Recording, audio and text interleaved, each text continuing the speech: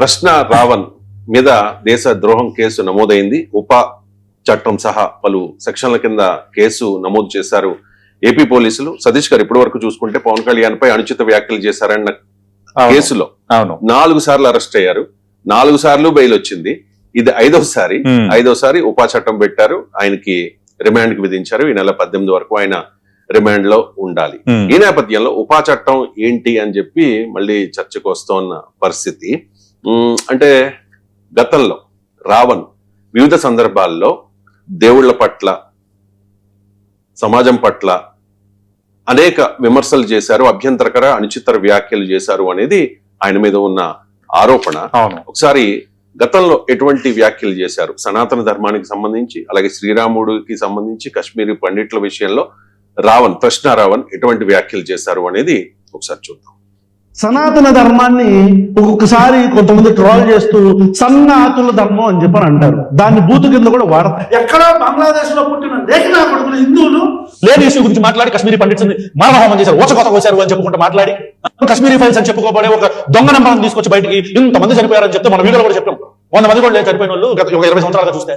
మహాభారతం తీసుకొచ్చి ద్రౌపదిని చీరలాగారు, మన ఇతిహాసాలు చెప్పి అని చెప్పరా నా కొడక, నువ్వు సొంత రాజ్యంలో తరిమించుకొని రాముడు అని చెప్పనంటే ఎలా ఉంటుంది?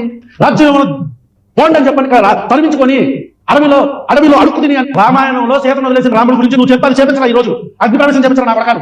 సీతని వదిలేసిన రాముడిని ఆదర్శంగా తీసుకుని ఈ రోజు ఎంతమంది భర్తలు వాళ్ళ భార్యను అగ్నిప్రవేశం చేపిస్తారని చెప్పని రోడ్డు మీద అడగరా నా ప్రకారం? పూజారులు వాటాల కోసం, ఆ చందాలు వేసి ఆ డబ్బాల కోసం, చందాలు వేసుకునే డబ్బాల కోసం కొట్టుకొని వస్తున్నారు. అరే బ్రోకర్.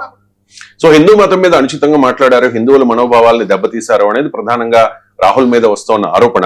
అండ్ ఇంకొకటి మనం సోషల్ మీడియాలో చూడొచ్చు సతీష్ గారు, కత్తి మహేష్ ఆనాడు రాముడి మీద ఎటువంటి వ్యాఖ్యలు చేశాడు, ఆ తర్వాత ఒక పాస్టర్, పేరు మర్చిపోయాను, అతను ఏ రకంగా వ్యాఖ్యలు చేశాడు, వాళ్ళిద్దరికి పట్టిన గతే ఇప్పుడు ప్రశ్న రావడానికి పడుతుంది అంటూ సోషల్ మీడియాలో విపరీతంగా ఈ వీడియోను వైరల్ చేస్తూ ఉన్నారు. ఈ నేపథ్యంలో ఉపా చట్టం, UAPA చట్టం అంటే ఏంటి, అందులో ఏంటి, ఒకవేళ ఉపా చట్టం కింద అరెస్ట్ అయితే ఏంటి పరిస్థితి? అసలు చాలా మంది అంటూ ఉన్నారు సతీష్ గారు, మీరే చెప్పాలి, క్లారిటీ ఇవ్వాలి.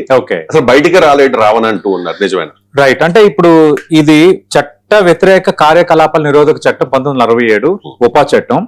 ఈ ఉపా చట్టంలో సెక్షన్ 13 అలాగే సెక్షన్ 39 కింద ఈయనపైన అభియోగాలు నమోదు చేశారు. ఈ అభియోగాలు నమోదు చేసిన నేపథ్యానికి రోడ్ డెవలప్మెంట్ కార్పొరేషన్ డైరెక్టర్ ఉన్న గరికపాటి శివశంకర్ ఇచ్చిన ఫిర్యాదు ఆధారంగా పోలీసులు BNS యాక్ట్ మీద ఆల్రెడీ కేసులు నమోదయ్యాయి.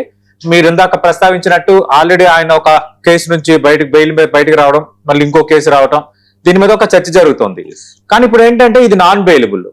అంతకు మించి అత్యంత కీలకమైనది ఏంటంటే దేశ సార్వభౌమాధికారానికి, భౌగోళిక సమగ్రతకు భంగం కలిగించే ఉగ్రవాద చర్యలని, దేశాన్ని విచ్ఛిన్నం చేసే కుట్రలను అణిచివేయడానికి కేంద్ర ప్రభుత్వం తెచ్చిన ఒక శక్తివంతమైన చట్టం ఇది. కొందరు ఇది క్రూరమైన చట్టం అంటారు, దీన్ని కొందరిపైన అనవసరంగా ప్రయోగించారంటారు, మరి కొందరిని దారిలోకి తెచ్చుకోవడానికి ఉపయోగించే చట్టం అని చాలా మంది అంటారు. అయితే 2019లో ఈ చట్టానికి మరిన్ని సవరణలు చేయటం వల్ల ప్రభుత్వానికి మరింత పవర్ అయితే దీన్ని వచ్చింది. కేవలం కొన్ని సంస్థలను నిషేధించడమే కాదు, ఒక సాధారణ వ్యక్తిని కూడా ప్రభుత్వ ఉగ్రవాదిగా లేదా దేశద్రోహిగా ప్రకటించవచ్చు. ఇప్పుడు దేశద్రోహం తరహా కేసుని ఇప్పుడు ప్రశ్న రావణ్ పైన పెట్టారు. ఇక్కడ ఉపా చట్టం సంబంధించి ఆ సివియారిటీ అంటే మనం చెప్పాలి వీక్షకులకి. ఈ ఉపా చట్టానికి సాధారణ క్రిమినల్ చట్టాలకి నక్కకి నాగలోకానికి ఉన్నంత తేడా ఉంది తీవ్రత. ఎలా అంటే సాధారణ కేసుల్లో పోలీసులు అరెస్ట్ చేస్తే 60 నుంచి 90 రోజుల్లో, అంటే 2 నెలలు లేదా 3 నెలల లోపు ఛార్జ్ షీట్ వేయాలి. అది రూల్ ఆఫ్ లా. బట్ లేదంటే నిందితుడికి బై డిఫాల్ట్ బెయిల్ వస్తుంది. అది చాలా మందికి అలా వస్తుంది, అది చూస్తున్నాం. కానీ ఈ ఉపా చట్టం కింద కేసు బుక్ అయితే పోలీసులు ఛార్జ్ షీట్ దాఖలు చేయడానికి వాళ్ళకున్న గడువు 180 రోజులు. అంటే 6 మంత్స్ వరకు పోలీసులు ఛార్జ్ షీట్ వేయకపోతే ఉపా చట్టం కింద అరెస్ట్ అయిన వాడు జైల్లో ఉంటాడు. అది పక్క. అంటే నేరం రుజువు కాకుండానే 6 నెలల్లో ఒక వ్యక్తిని జైల్లో ఉంచడానికి ఇది అవకాశం కల్పిస్తోంది ఉపా చట్టం. మొదటిది అంటే ఈ 6 నెలల్లో ప్రశ్న రావణ్ అనేవారు బయటికి రాకపోవచ్చు. ఏమో రేపొద్దున, ఎందుకంటే is also citizen of India కాబట్టి రేపొద్దున దీన్ని కోర్టులో ప్రశ్నిస్తే కోర్టులు ఎలాంటి రిలాక్సేషన్ ఇస్తాయో లెట్దాం, కోర్ట్స్కి మనం వదిలేద్దాం. కానీ ఈ చట్టం ప్రకారం 6 నెలల వరకు ప్రశ్న రావణ్ బయటికి రాలేడు. Point number 1. నెంబర్ 2, ఈ చట్టంలో ఇంకో ఏముందంటే సెక్షన్ 43D(5) ఉపా చట్టంలో, దీంట్లో బెయిల్ రావటం అనేది దాదాపు అసాధ్యం. ప్రాథమికంగా నిందితుడు తప్పు చేశాడని నమ్మితే ఇక బెయిల్ పిటిషన్ రిజెక్ట్ అయినట్టే ఒకటి. రెండోది, సాధారణ చట్టాల ప్రకారం నేరం రుజువయ్యే వరకు నిందితుడు నిర్దోషే, అంతే కదా. ఇప్పుడు మిమ్మల్ని ఒక దీంట్లో అరెస్ట్ చేశారు, కానీ మీరు తప్పు చేశారని రేపొద్దున ప్రూవ్ చేయాలి, అప్పటి వరకు మీరు నిర్దోషిగానే పరిగణించబడతారు. కానీ ఈ ఉపా చట్టంలో సీన్ రివర్స్ ఉంటుంది.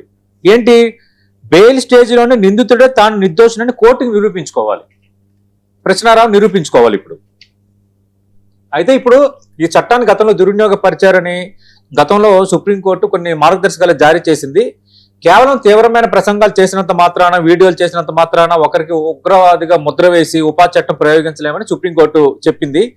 ఆ ప్రసంగాలు లేదా వీడియోలు, ఇది మన చాలా కీలకమైంది, ఆ ప్రసంగాలు లేదా వీడియోలు సమాజంలో ప్రత్యక్షంగా హింసను ప్రేరేపించేలా ఉంటే, దేశ భద్రతకు ముప్పుగా పరిణమిస్తే ఈ చట్టాన్ని వాడాలని స్పష్టం చేసింది గతంలో కోర్టు. మరి ఇప్పుడు రావణ్ చేసిన ఈ విశ్లేషణలు, రావణ్ చేస్తున్న ఈ మాటలకు సంబంధించి ఉపా చట్టం ఆయనకు వర్తిస్తుందా లేదా, నిర్దోషిగా బయటపడతాడన్న చర్చ రకరకాలుగా జరుగుతోంది. కొందరేమో చట్టాన్ని చేతిలోకి తీసుకుని దేశద్రోహం పెట్టారు అని అంటున్నారు.